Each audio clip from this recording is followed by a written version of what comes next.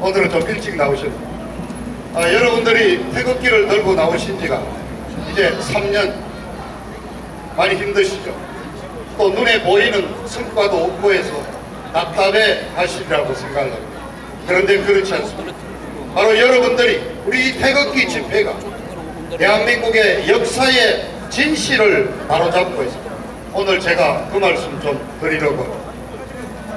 여러분이 기억하시는 대한민국을 흔들었던 몇몇 큰 정치적 사건들, 그 사건들의 뒷면, 그 진실이 바로 여러분들에 의해서 지금 새로운 진실이 드러나고 있습니다. 역사가 다시 바로 잡히고 있습니다. 여러분 몇 가지 예를 들어보죠. 2002년 대선을 앞두고 의정부에서 일어난 미군 장갑차 사고, 교선이 미선이 기억하시죠? 대한민국 전역을 반미불결로 몰아넣었습니다. 그 결과 이회창 총재는 떨어지고 노무현 좌파 정부가 집권했습니다. 2008년 이명박 대통령 취임 초기 미국산 쇠고기 수입 허용을 뒤집어서 광우병으로 뒤집어 씌워서 촛불 집회가 일었습니다. 자, 여러분, 그 일에 미국산 쇠고기 먹고 미치거나 죽은 사람 단 한 명이라도 있습니까? 가짜 뉴스의 바로 시작입니다. 2014년 박근혜 대통령 취임 2주년이 되던 14년 4월 수학여행 가던 학생들이 탄 세월호 침몰, 더 이상 말하지 않겠습니다. 그 사건을 가지고 우리 박 대통령을 얼마나 괴롭혔습니까? 말할 수 없는 정말 인격 살인을 했습니다. 2016년 박근혜 대통령 탄핵으로 시작된 이 정권 찬탈의 이 내용은 더 이상 말하지 않겠습니다. 바로 이러한 크나큰 사건들, 바로 좌파 종북 주사파들의 치밀한 음모에 의한 것이고 거짓과 선동에 의한 것이라는 그 역사적 진실이 이 태극기 집회를 통해서 대한민국의 이 토론을 통해서 드러나고 있습니다. 그리고 나아가서 이 큰 사건들의 배후에 북괴, 김씨, 세som 왕조의 지령 내지는 개입이 있었다는 사실 또한 밝혀지고 있습니다. 그래서 저는 대한민국 이 광장을 통해서 여러분들의 태극기 집회를 통해서 우리 대한민국의 중요한 역사적 진실이 드러나고 있고 정의가 바로 잡힌다고 생각합니다. 자, 이틀 전 5월 16일 바로 5.16 혁명 기념일이었습니다. 자, 여러분 58년 전에 5.16 혁명이 일어나지 않았더라면, 그리고 박정희 소장이 나타나지 않았더라면 지금 대한민국은 어떤 모습이겠습니까? 당시 대한민국의 국민소득은 87달러였습니다. 1인당. 버마, 캄보디아보다도 더 못 사는 세계에서 꼴찌 수준에 달한 최빈곤국이었습니다. 밥만 먹여주면은 월급 없이 공장에 다니고, 우리 어머니들은 머리 길러서 그 머리 달비를 팔아서 수출하고, 우리 누나는 정말 밥만 먹여주면은 남의 집 생모살이로 떠나갔습니다. 자, 박정희 대통령이 없었더라면, 58년 전 5.16 혁명이 없었더라면 지금 대한민국은 어떤 모습이었습니까? 바로 저 북한 2,500만 인민들이 처한 바로 그 상황 아니겠습니까? 그러나 여러분, 5.16 혁명은 군사정변에 의한 집권이라는 그 형식을 갖고 5.16 쿠데타로 정의돼서 지난 58년간 제대로 된 기념식 하나 없이 사라져 있었습니다. 바로 그것을 여러분들이 바꿨습니다. 이틀 전에 우리들은 국립묘지 박정희 대통령 묘역을 찾아갔고 5.16 당일날 아침 제1혁명군 지휘소가 있던 물레동, 지금은 물레공원, 그 자리에 서 있는 박정희 대통령 동상 앞에서 추도식을 했고, 상암동 박정희 기념관을 찾아서 박정희 대통령의 그 지난 역사를 우리가 돌이켜봤습니다. 바로 우리 태극기 세력이 5.16을 되살렸습니다. 그리고 우리 대한민국 국민들 다시 제2의 박정희가 나오기를 지금 열망하고 있습니다. 자, 오늘은 5.18입니다. 5.18은 5.16 혁명과는 반대의 길을 걸어왔습니다. 5.18 이 광주 사태는 어느 사이에 민주화 운동으로 둔갑이 되고 40여 년이 지금도 4천여 명의 유공자들이 어마어마한 혜택을 보고 금전적인 혜택을 보고 있고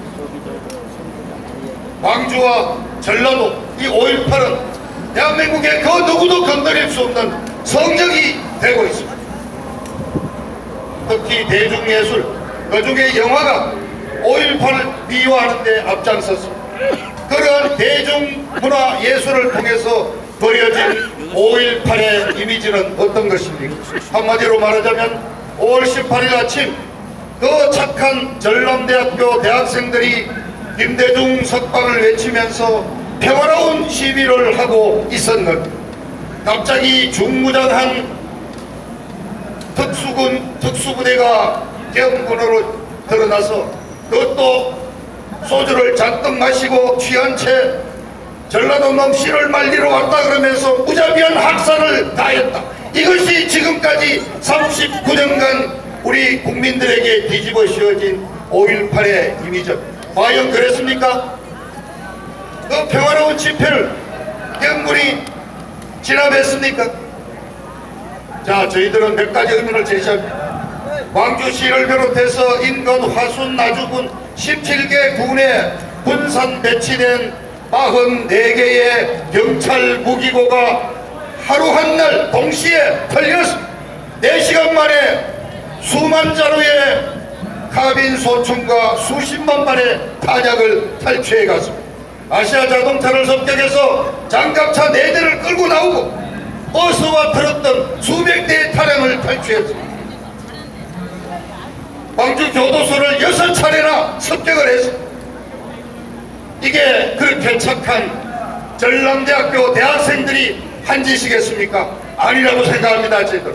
그래서 저희들은 그런 짓을 한 자들은 고도의 군사 훈련을 받은 대한민국에 이미 와 있던 고정 간첩을 중심으로 한 북한의 특수군이 침투했다고 저희들은 의문을 가졌던 것입니다. 합당한 의문이 아닙니까? 이 의문을 파헤친 지 만원 박사는 저자들에 의해서 거의 정신병자로 몰렸습니다. 그러니까 여러분, 지난 세월이 지나면서 이제 바뀌기 시작했습니다. 박명한 황장엽 씨가 얘기를 했죠. 5.18 작업에 관련했던 통정부 관련 간부들이 5.18 이후에 전부 훈장을 받았다는 증언을 했습니다. 그리고 3만 명에 달하는 탈북자들이 내려오면서 5.18에 참여한 자기 집안 친척 아저씨, 자기가 모셨던 중대장, 대대장들의 증언, 엄청난 증언들이 쏟아졌습니다. 그리고 지금 북한의 초등학교 교과서에 명시가 되어 있습니다. 5.18 민중봉기는 김일성 주체 사상에 따라 이루어진 가장 성공한 인민무장봉기였다고 말입니다. 민주화운동이 아닙니다. 어느 순간에 민주화운동으로 탈바꿈한 광주 사태의 진면목이 드러났습니다. 그래서 우리들은 광주 사태는 대한민국을 정복하려던 유혈 사태로 일으킨 무장 폭동이었다고 단정합니다. 그리고 39년이 지난 지금도 매년 100명, 200명씩이 늘어나는 그 유공자들이 과연 진짜 유공자들이 맞는 그들의 명단을 공개하고 공적 조서를 공개하라고 요구합니다.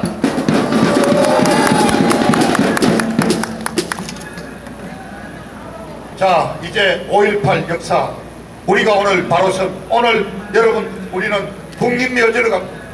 그 당시 광주의 질서를 회복하기 위해 계엄군으로 파견됐다가 전사한 4분의 국군 장병, 질서 유지에 나섰다가 희생된 3분의 경찰관, 이 27분을 39년 만에 우리 태극기 여러분들에 의해서 그분들 27분 호국 영령들에 대한 추모식을 갖게 됩니다. 여러분 자부심 갖기시고, 여러분을 통해서 5.18 광주 폭동의 진상이 드러났습니다. 역사가 바뀌었습니다.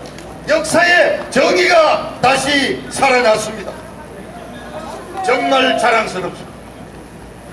광주 사태를 바로잡는 것이야말로 종북 주사파 이 문재인 정부의 뿌리를 파헤치는 일대 큰 타격이 될 것입니다.